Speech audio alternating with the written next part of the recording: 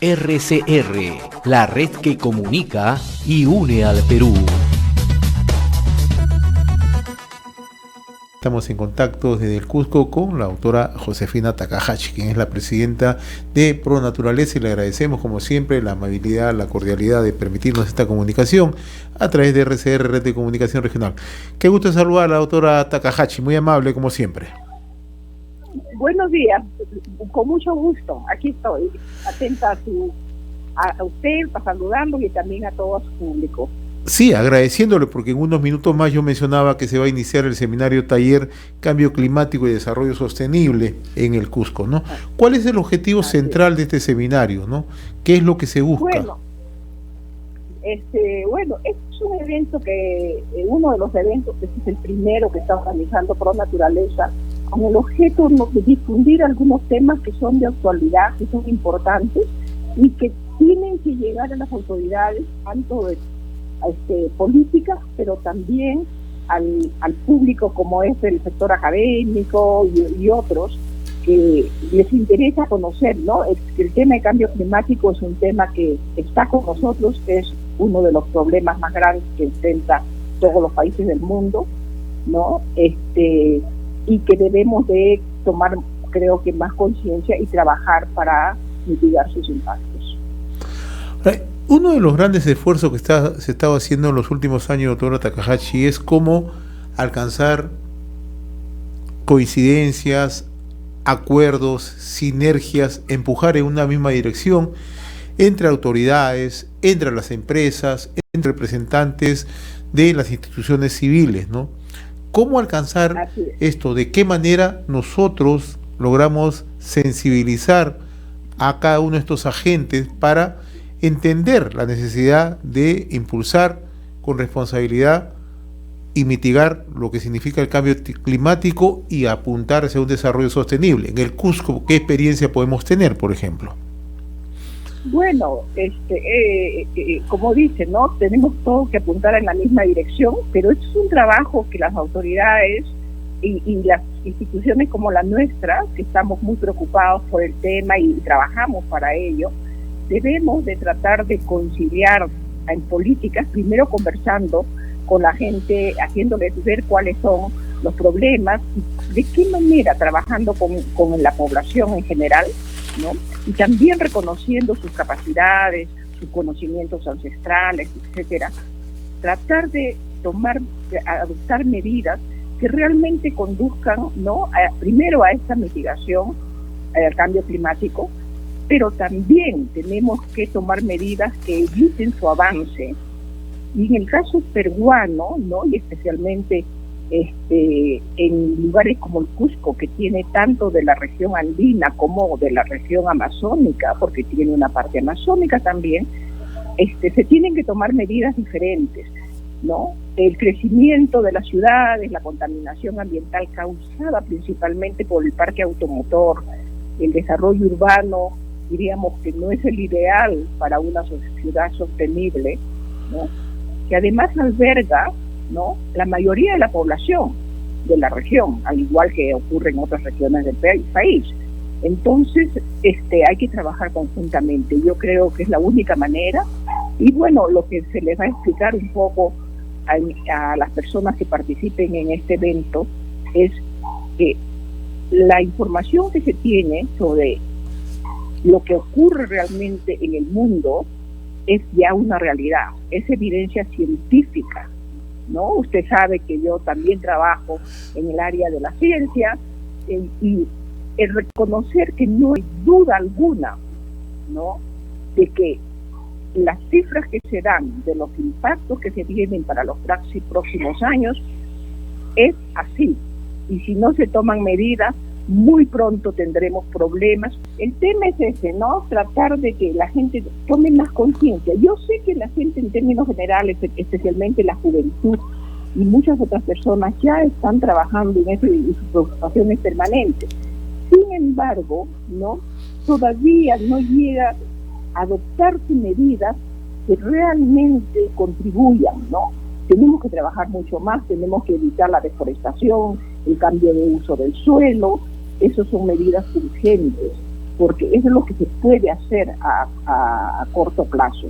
Pero además, volver tal vez a trabajar con la población el diseño de una ciudad, una zona urbana mucho más sostenible, ¿no? Que evite justamente tanto impacto ambiental, que su tráfico sea más ordenado, tener transportes masivos de buena calidad, ¿no? Porque caso contrario, con tanto vehículo, la contaminación proviene mayoritariamente de la quema de combustibles fósiles. Y ese es el gran problema que ya estamos afrontando en las ciudades. Perú todavía, ni el Cusco, no tiene una industria muy grande, por lo tanto no podemos decir que es de la industria la culpable de esta contaminación, ¿no? Pero sí, y bueno, cambiar también los tipos de energías que se utilizan. Hoy en día existen como la energía solar, la eólica, y hay otras, la de biomasa, etcétera, que son renovables y no contaminan el ambiente como sí lo hace la combustión de combustibles fósiles. Usted acaba de señalar algo muy central, doctora Takahashi, ¿no? Hay más que evidencias científicas que ya nos demuestran el porqué de estos cambios que se han registrado en los últimos años en nuestro planeta, ¿no? Y eso es el cambio climático, ¿no? Que paulatinamente se va adquiriendo conciencia en los países, ¿no? Mi pregunta es muy concreta: ¿cuánto hemos avanzado en el Perú y si es necesario implementar políticas públicas de largo alcance para mitigación, para control, pero también para preservar el medio ambiente, que es lo fundamental? Claro, mire, en algunos aspectos se ha avanzado, pero desafortunadamente si uno analiza las cifras de lo que ocurrió en deforestación nomás el año 2020, ha sido la deforestación más alta que se ha dado en los últimos 20 años, en un solo año. ¿Eso qué significa? Que hay muchas personas todavía que no toman conciencia de su impacto, ¿no? Eso es la realidad. Esas son cifras, está probado de que hemos tenido la deforestación más alta durante la pandemia, porque el 2020 ha sido pandemia, más alta de los últimos 20 años y tal vez más alta de los últimos 50 años, en un solo año. Entonces, eso es un problema. El tema, como les digo, del transporte, etcétera, se avanza y se retrocede. Yo creo que el Perú tiene en este momento un plan nacional de desarrollo al 2050. Sin embargo, algunos de los impactos que ya se conocen, por ejemplo, en la agricultura, ya están acá antes del 2030. Eso ya no hay lugar a duda, ¿no?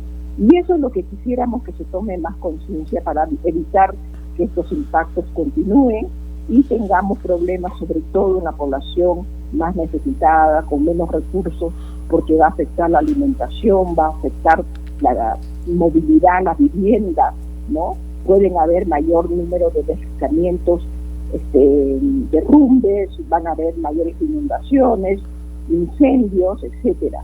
Fenómenos que ya se han dado en el Cusco también, afortunadamente en una escala que no ha causado víctimas humanas en general. En el tema de la agricultura que usted menciona, ¿qué efectos se están dando en el momento? Que probablemente la opinión pública no toma conciencia, las autoridades tampoco actúan. Mire, es que el tema climático no pueden actuar aisladamente. Este es un tema, es algo así como la pandemia del COVID-19. La gente no entiende, ¿no? Y las autoridades tampoco tienen todas las herramientas. Hay que trabajar a mediano y largo plazo. No podemos hacerlo todo inmediatamente. Pero ahí viene el problema, ¿no? Cuando viene y viene muy rápido, como ocurrió con el COVID, ¿no? Todos los estudios indican que si no hacemos algo, si no disminuimos la contaminación, si no disminuimos... Ahora, este es un problema mundial, no hay que olvidarse. Perú no está aislado del resto del mundo, las fronteras no sirven para nada en fenómenos de esta naturaleza. Pero los desastres se producen cuando los países no tienen medidas justamente para alertar a la población que se viene, por ejemplo, cuando hay un incendio forestal, cuando hay un derrumbe, qué se puede hacer, a dónde se pueden movilizar, cómo los pueden movilizar, ¿no? Inundaciones, etcétera. Esto hay formas de comunicar a la población y eso sí el gobierno puede hacer. Desarrollar sistemas de alerta temprana, ¿no? Que lo tienen otros países y que incluso ha funcionado muy bien en algunos países en el caso del COVID-19. Han podido aislar a las personas de manera adecuada y llevarlos a centros, a zonas que eviten que eso sea el impacto de mayor envergadura. Interesante que estos temas se coloquen en la mesa de discusión y que debería ser un tema de agenda prioritaria para el país, doctora Takahashi. Coméntenos quiénes van a participar en unos momentos más en este seminario taller Cambio Climático y Desarrollo Sostenible en Cusco, ¿no? Que es precisamente lo que usted dice, ¿no? Una forma de comunicar a autoridades, a referentes de opinión, al público en general, sobre los riesgos y sobre las necesidades de actuar. Bueno, van a participar autoridades del gobierno regional, seguramente también del gobierno local, actuales, y espero que algunos de los candidatos también. Tenemos también autoridades del legislativo, ¿no? Del Congreso de la República. Ha venido justamente representantes de la Comisión de Ambiente, que es uno de los más importantes. Vamos a tener 2 congresistas que han venido exclusivamente de Lima para poder escuchar y ellos también seguramente escuchando y conociendo la realidad de regiones como el Cusco van a poder tomar decisiones mucho más sólidas y basadas en evidencias. Interesante. Antes de culminar, usted me indicaba, comenzando la entrevista, que este seminario se va a replicar en otras 2 regiones del país. Pues, sí, vamos a tener otra que va a ser en Iquitos, en la selva, vamos a tener en Ica y creo que sí, esas son todas de este año. Ya tenemos pocos meses en realidad que nos queda y seguramente al otro año continuaremos con un ciclo adicional. Yo le agradezco infinitamente esta comunicación, doctora Josefina Takahashi. Yo sé que en unos minutos más usted tiene que participar en este seminario taller, pero gracias por la deferencia de atender a RCR. Buen día, muy amable como siempre. RCR, la red que comunica y une al Perú.